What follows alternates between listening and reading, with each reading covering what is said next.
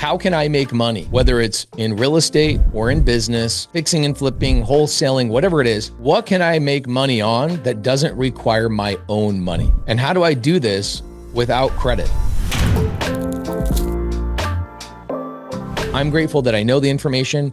Just like, you find your favorite band or your favorite song, you get excited to share it with people. So that's the number one reason why I'm here to teach you, is because I get excited about what I know and I want to share that with other people. I think we've all been there. Like, you share an Instagram reel, you share a TikTok, or you share a YouTube video, or you share your favorite song, or you share a movie or a favorite restaurant or what have you. That's me.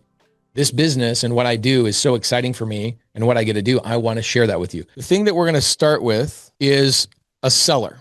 Okay. Every single deal that we do, whether it's an RV park, whether it's a development that you're going to buy, whether it's a business that you want to get into, okay, whatever those things are, tell me what the main thing is that you are interested in. What is that thing that you're hoping to participate in? Is it an RV park? Is it a mobile home park? Is it a multifamily deal? Is it buying a business? Is it a med spa? Is it a landscape company? Is it fixing and flipping? Is it wholesaling? If I talk about an RV park, I want you to not think about an RV park. I want you to think about your thing in this box. When I say, hey, this seller that did this deal, I want you to think about the thing that you are excited about. So if it's a self-storage facility, or it's a Airbnb, or it's something along those lines, can I just get you all to agree that everything that you want to do is applicable in what I'm going to talk about today? For you guys that might not know me, I own about 20 RV parks. I own about 15 mobile home parks. I own about 1,500 multifamily doors between about 17 properties. I've got about 150 single family rentals still. At one point I had 300. I own a dozen businesses, landscape company, wedding venues, marina, all of those types of things. And so I've done all of it. And so what I'm going to teach you guys today is applicable on all of those things. Okay. Also in storage units. I was just at one of my storage facilities yesterday. Okay. I've had 75 Airbnbs in my career. Let's go to the thing. Okay. So whatever the thing is that you came here and you're excited about, it is applicable. Okay. So every single thing that you want to do, whether, like, we're just going to say RV park for right now, because I'm buying a lot of RV parks right now with my students. Our students have about 1,200 RV parks in the country, which is incredible. We're like 10% of the entire RV park industry. Okay. So we've got a seller, and that seller is the beginning of every single dollar you will ever make in this business. Okay. The seller is where every deal starts. Now, what happens next is these sellers decide, hey, the thing that I've owned, RV park, multifamily, mobile home park, whatever it is, I'm ready to retire, or I'm not able to manage this thing well and I want to get rid of it. Okay. Both of those happen all the time. These sellers have all sorts of reasons why they want to retire. Most of them are getting older and their family doesn't want to manage these anymore. And so what these sellers do is they go and hire a broker. Okay. And these brokers go and put these properties up on a big website where you can go find them and you can see them. Okay. And you'll see, there's a really good one I really like. I'll go to landwatch.com. Okay. And landwatch.com. I'm going to say it a third time, landwatch.com. For those of you guys that can't hear me very well, landwatch.com. So if we go to landwatch.com, you'll see that I could go right now and I can find properties on owner finance in the United States right now. Check this out. Owner financing land, 11,392 listings. These are all sellers that are willing to sell land for car washes, land for RV parks, mobile home parks, multifamily, new builds, developments. They will seller finance all of this land. 11,392 listings. Do we ever have to ask, where do deals come from ever again? 11,392 listings. Now, I could go through a whole bunch of websites. Like I could go to loopnet.com is another one, loopnet.com.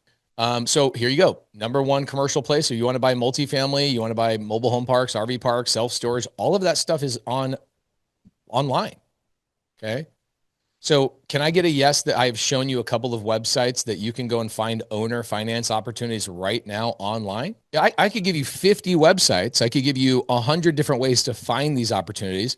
Your biggest problem is something that I'm going to talk about in a couple of seconds. we can agree that you don't need more of that, really. You just need to understand where can you participate. So there's all these websites, these brokers put the property up on the website, and then here you are, or other investors are over here. Let's just call you green because you're like green to the business. This is you. And you're over here asking the question, oh, I want to buy that thing. I want to get an RV park. I want to get a self-storage facility. I want to do this. I want to. Cool. You could do a bunch of things. Okay. You could do a bunch of things.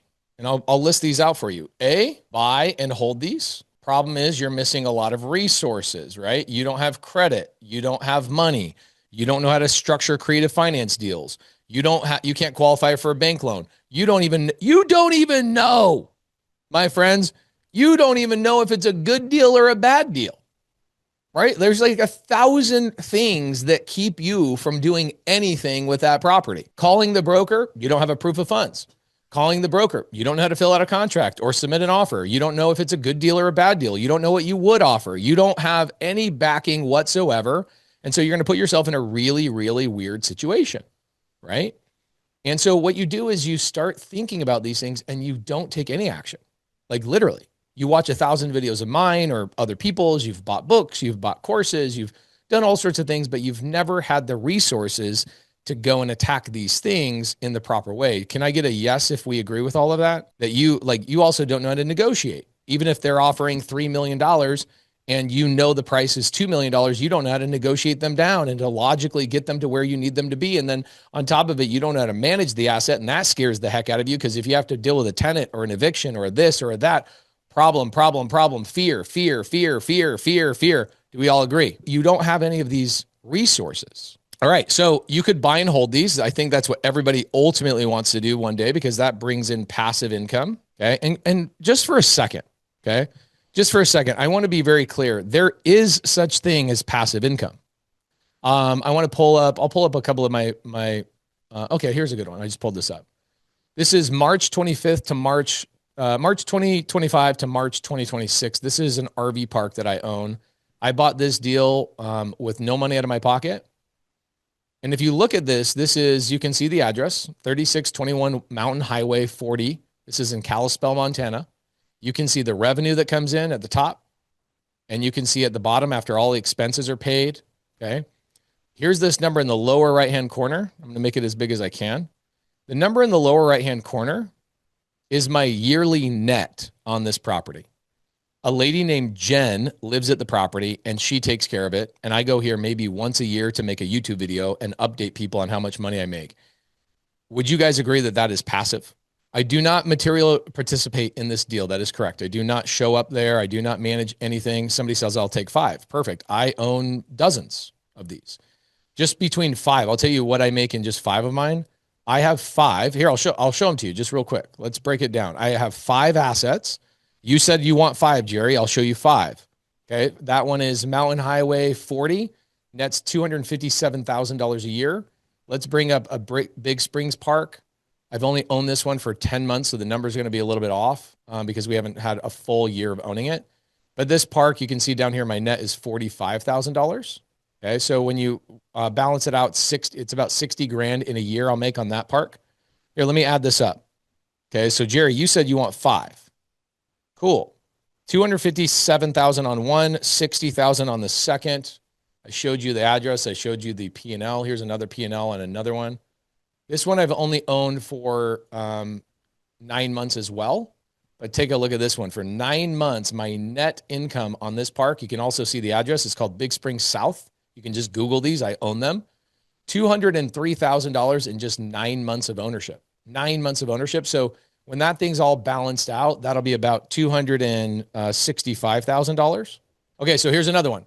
$125,000. Okay. So if I look at this and I just show these 4 plus the one I just bought the other day, and I just show these 4. Okay. My first one I showed you is making $257,000 in a year. The other one is $60,000. It's a smaller park, it has like 25 pads. This one's $265,000. And then I had another one at 125. And then we just have another one called Beargrass that I just bought. And it's about $180,000 a year. So let's do the math on this. 257 plus 60. Jerry, if you had 5 parks that kind of had some small, some medium, a couple of larger ones, 257 plus 60 plus 265 plus 125 plus 180. Guys, that's $887,000 a year that I make passively at parks I don't manage, parks I don't live at, parks that I don't touch. I don't do the management, the accounting. I don't do any of it. $887,000 in a year. How many of you guys feel like this is probably a worthy conversation for you to stick into? You don't need $887,000 a year. That's good. But I have a lot more assets than this. I have multifamily, I have self-storage, I have single family, I have Airbnbs, I have Section 8, I have all sorts of assets. And everything that we talk about today are deals that came to me from people that I helped. So I taught them how to do things. They bring the deals to me. I partner with them on those deals. Deal starts with a seller. Every single deal you want to participate in starts with a seller of whatever that thing is.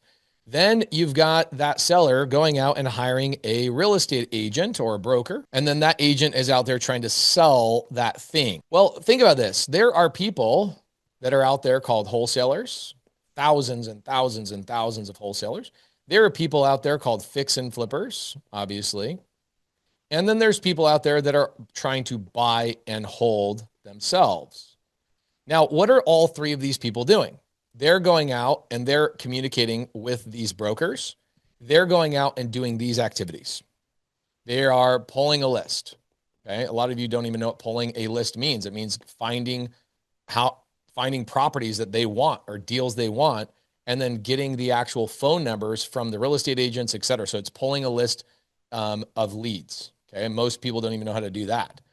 Then they are cold calling. They are showing credibility. Okay. They're showing proof of funds, showing that they actually have the money. Then they're going out and they are contracting, getting the paperwork. Okay. Those deals get contracted. They've got paperwork. They've got attorneys that drove this contracts that are tens of thousands of dollars. Okay. By the way, I don't know anybody in real estate that's using ChatGPT for contracts because it's just too important to have the right contracts. But some people will use them to like revise, but you're usually spending a lot of money on paperwork. Okay, these are contracted. Then these people go out and manage contractors, manage permits. Okay, so lots of managing permits, architects, contractors, etc. And so all of these things, you would have to learn all of this plus before you took any action on this yourself. And the main reason that you aren't taking action is because you are missing those things. Do we agree with this? Can I get a yes in the comments that you are missing these things or even more things? And because you're missing these things, you are deathly afraid of taking action, even though you all want to take action. It's not that you're lazy. It's not that you are stupid. It's not that you are uneducated. In fact, I would say that you're probably overeducated for what you actually need. It's just that you need to have the right door to get yourself into this business. And you guys are like, I remember when I was really young, I shared a room with my brother, Corbin. One night, my brother heard me. Corbin's like, "Are you okay?" What was I doing? Middle of the night, I got up to go pee, and I stood up, and I was trying to find the door to get out of the room, but I was still like halfway asleep. And so I found my way into the closet, and I was looking around, touching all the walls, trying to find the door to get out to go to the bathroom. And my brother had to get up, walk over to the light and go, "Hey, idiot, the door's over here," right? And so it's not that you don't want to stand up and you don't want to open up the door. It's just you need somebody to show you what the door looks like. You need somebody to show you what the pathway looks like. Money, okay? Money's probably one of the biggest ones that holds people back. But even if I gave you all the money in the world, let's say that I gave you all the money in the world, would that solve your problem of not taking action? Do you know how to underwrite and determine whether a deal is a deal? Do you know how to do the paperwork? Do you know how to manage contractors? Do you know how to manage your cash flow? Do you know how to run your taxes? No, you need way more than just money. But let's say that I brought all of these things to you: negotiating, underwriting, paperwork, a team of human beings that will help you do the deals, all my money plus all of my sources of money that you never have to use any of your own money. And we partnered on deals 50-50 on your first deal, 70-30 on your second deal, and every other deal after that. Would you get over your hump? You don't have to cold call. You don't have to negotiate. You don't have to do the paperwork. You can learn the paperwork, but I'd rather you do the deal with me and then I actually do the paperwork for you and you learn from my team, would that help get over all of your fears? Yes or no?